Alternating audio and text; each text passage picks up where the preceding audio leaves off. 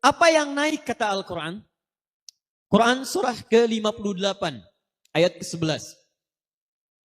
Ya ayyuhalladzina amanu idza qila lakum tafassahu fil majalis. Awas, ini ayat majlis dalam Al-Quran. Hei orang-orang yang beriman. Awas Bapak, Ibu, diingat-ingat. Kalau ada ayat dalam Al-Quran dibuka dengan kalimat iman, hati-hati. Saya ulang, kalau ada ayat dalam Al-Quran dibuka dengan kalimat iman, maka ayat itu secara spesifik, khusus ingin menyapa orang-orang yang merasa punya iman. Jadi kalau Bapak Ibu merasa punya iman, ayat ini berlaku untuk kita. Isinya berlaku untuk kita. Kalau tidak beriman tidak ada masalah. Tapi kalau Anda beriman, berarti ayat ini isinya ditujukan kepada kita. Kemarin kita puasa. Ayat puasa diturunkan tahun kedua Hijrah. Di hari Senin di bulan Sya'ban. Al-Baqarah 183. Ya ayyuhalladzina amanu. Hai orang-orang beriman. Saat ayatnya dibuka dengan kalimat iman, maka kita respon dengan menunaikan puasa. Ayat majlis ta'lim dibuka dengan kalimat sama. Ya ayyuhalladzina amanu. Karena itu hati-hati, setiap orang yang merasa punya iman, maka ayat majlis ta'lim berlaku pada dirinya. Seperti Bapak Ibu semangat menunaikan puasa, seperti itulah Anda mesti semangat datang ke majlis ilmu. Jadi kalau ada ayat mengatakan, Ya ayyuhalladzina amanu, kutiba alaikumussyam. Hai orang-orang beriman, diwajibkan kalian menunaikan puasa, semangat puasa. Ya ayyuhalladzina amanu, aufu bil uqud. Hai orang-orang beriman, tepati janji, tepati janji. Sekarang ada ayat dibuka dengan kalimat yang sama, ditunjukkan ke majlis ilmu. Ya ayyuhalladzina amanu. Hai orang-orang beriman, seperti Anda semangat menunaikan puasa, mesti Anda pun semangat masuk ke majlis ilmu. Siap insyaallah? Idza qila lakum tafassahu fil majalis. Jika diinformasikan, disampaikan, diperintahkan kepadamu, ayo luaskan majlis. Luaskan. Kalimat tafassahu itu bisa berarti meluaskan tempat duduk. Bisa berarti meluaskan jumlah majlis. Delengat majlis, Labuan majlis, Manes majlis, Pandeglang majlis, perbanyak masjid, ayo luaskan. Perbanyak majlisnya. Jamak dari majlis adalah majalis. Idza qila lakum tafassahu fil majalisi. Jika disampaikan pada kalian, ayo bangun, luaskan isi majlis-majlis. Bapak Ibu sekalian, fokus, lihat baik-baik. Kalimat Qur'annya ketika menyebutkan tempat untuk belajar, disebut majlis, dijamakkan jadi majalis. Tempat untuk mengangkat diri kita dekat dengan Allah Subhanahu wa taala. Nah, sekarang pertanyaannya, saya izin berdiri. Apa yang disebutkan oleh Quran di ayat ini, ketika kita masuk ke dalam majlis, kemudian jadi terangkat. Apa yang terangkat? Karena sekarang banyak majlis. Awas, hati-hati, majlis zikir ada. Majlis salawat ada. Majlis paranormal ada, Bu. Majlis dukun ada. Dan tampilannya mirip-mirip. Kiai pakai sorban, dukun pakai jubah. Bahkan ngalahin Batman gitu kan. Silahkan cek. Kiai pakai peci putih, dukun pakai peci. Hampir mirip-mirip nih. Besok-besok kiai pakai helm, dukun pakai helm. Mirip. Karena itu ketika Allah menyebutkan kalimat majlis, maka diterangkan oleh Al-Quran, ini yang diinginkan. Kalau tidak ada sifat ini, kata Allah bukan majlis namanya. Apa sifat yang dimaksudkan? Teruskan ayatnya. Saya langsung ke ujung ayat. Yarfa'illahu alladhina amanu minkum walladhina utul ilma darajat. Tadi saya terangkan di awal, majlis dari kata jalasa. Tempat pindah dari posisi rendah ke posisi tinggi. Tempatnya disebut dengan majlis. Naik. Apa yang naik? Kata Allah, yarfa'illahu alladhina amanu. Di dalam majlis itu, orang-orang yang hadir di majlis, yang belajar di majlis, mesti ada beda dengan yang tidak ke majlis. Apa bedanya? Orang yang rajin datang ke majlis akan naik imannya, naik keyakinannya, lebih dekat dengan Allah Subhanahu wa taala dibandingkan dengan yang tidak ke majlis. Awas, hati-hati. Jadi ciri pertama orang yang hadir di majlis itu, yang hadir rajin ikut majlis ta'lim, ciri pertamanya kata Al-Quran, akan meningkat keimanannya di hadapan Allah Subhanahu wa taala.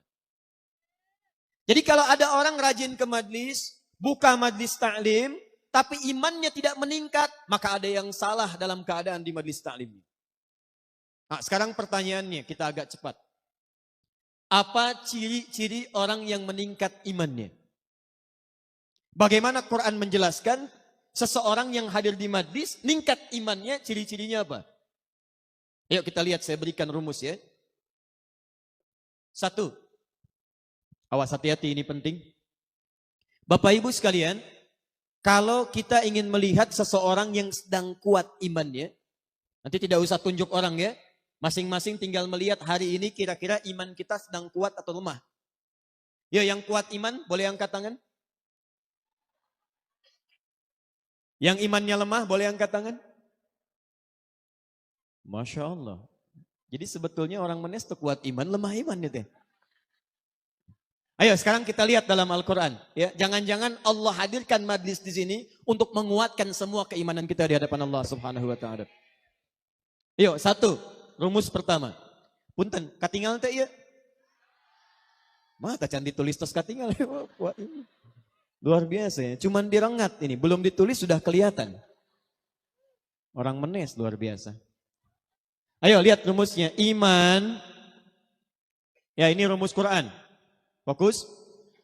Kalau kita ingin mengukur seseorang sedang kuat imannya, maka rumusnya ada di Quran surah ke-103. Quran surah 103. Disebut surahnya dengan surah Al-Asr. Wal 'asr innal insana lafi illa alladzina amanu. Disebutkan imannya wa amilus salihat. Setiap Allah menyebutkan kata iman, itu umumnya dalam Al-Quran seringkali dan banyak disandingkan dengan amal soleh. Wal 'asr innal insana lafi khusr illa alladzina amanu disebutkan iman, wa amilus solihat, amal soleh. Bahkan ketika Allah menyebutkan ahli surga, di dunia dia beriman, disandingkan dengan amal soleh. Di akhirat akan masuk surga, ternyata amal solehnya ikut. Ayat surga pertama dalam Al-Quran disebutkan di Al-Baqarah ayat 25, paling kanan sebelah atas. Ketika Allah menyebutkan para penghuni surga, yang disebut bukan surganya dulu Pak, Bu. Yang disebut imannya plus amal solehnya. Wabashirin ladhina amanu wa amilus solihat, amal soleh. Setiap menyebutkan iman, muncul amal soleh. Setiap menyebutkan iman, muncul amal soleh. Orang mau masuk surga, disebutkan iman dan amal solehnya. Kata para ahli tafsir, kenapa amal soleh disandingkan dengan kalimat iman? Seakan-akan Allah ingin memberi penjelasan, orang-orang yang benar imannya, maka meningkat amal solehnya. Jadi kalau kita ingin mengukur apakah iman kita sedang kuat atau tidak, itu tinggal dilihat bagaimana status amal solehnya. Apakah rajin menunaikan amal soleh? Kalau ibu sedang rajin menunaikan amal soleh, itu tandanya imannya sedang meningkat.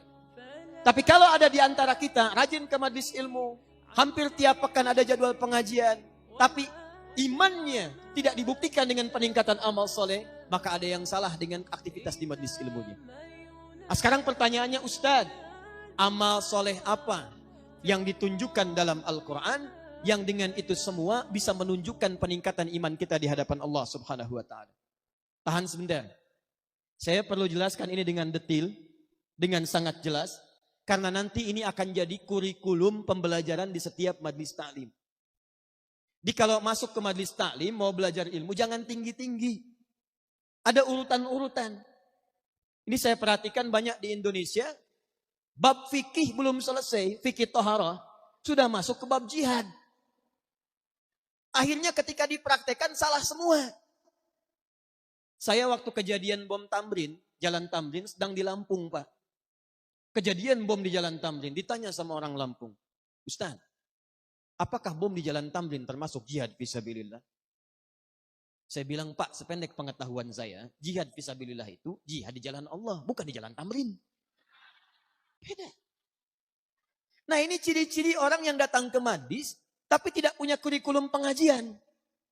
Sehingga ketika dasar-dasar pengetahuan tidak diberikan, ada hal yang salah yang dipraktekkan.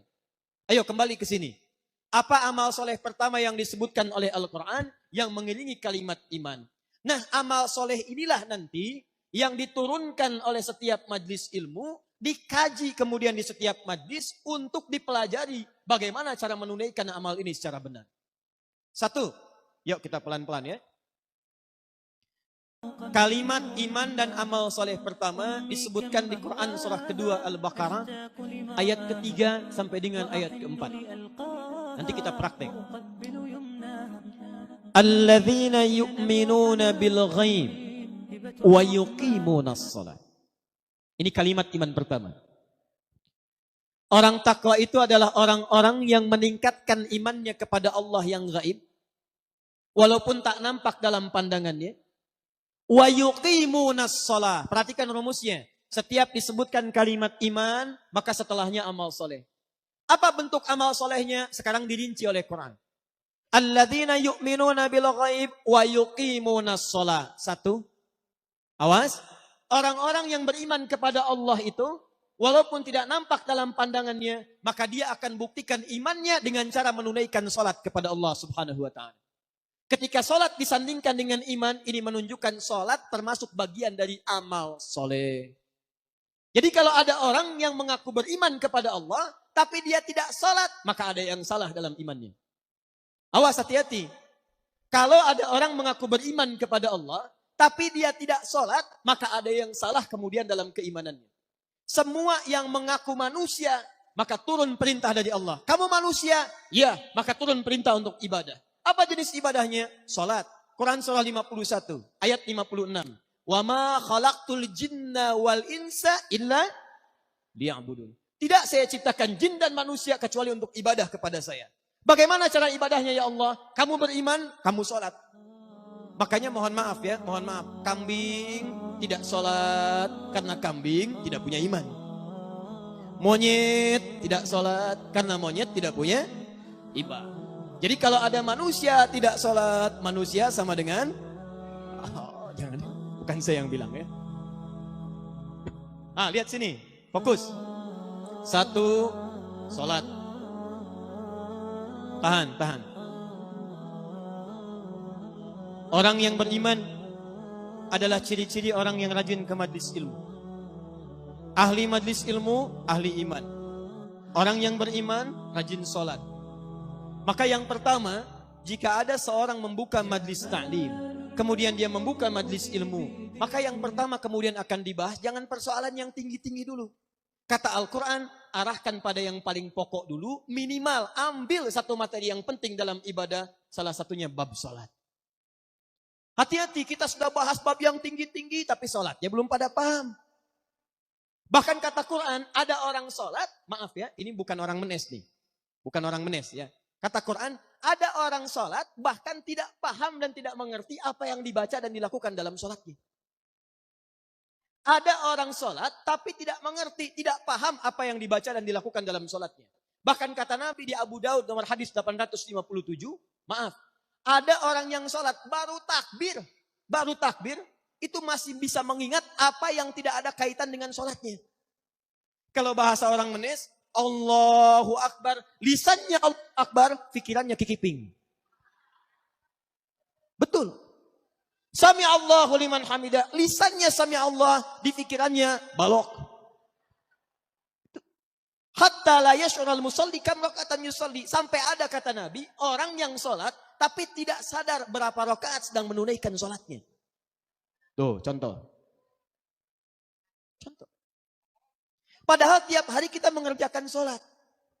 Dan hati-hati Bapak Ibu sekalian, sholat ini sangat penting, ibadah yang paling utama. Selain karena satu, bukan hanya amalan yang pertama kali akan dihisab menentukan surga kita, tapi semua nabi dari Nabi Muhammad sampai Nabi Adam itu semuanya sholat. Jadi mohon maaf nih, Nabi Muhammad sholat, Nabi Musa sholat, Nabi Isa sholat, Nabi Ismail sholat, Nabi Ibrahim sholat. Nabi, Rasul, dekat dengan Allah, sholat. Anda Nabi bukan, Rasul bukan, ya kedekatannya tidak sedekat para Nabi dan Rasul, tidak mau sholat. Ada yang salah dalam diri kita. Silahkan cek. Nabi Ismail alaihissalam, Quran surah 19 Maryam, ayat ke-55. Sholat, wa kana ya'muru ahlahu bis sholat, bahkan ngajak keluarganya sholat. Nabi Musa, Quran surah ke-20 ayat ke-14.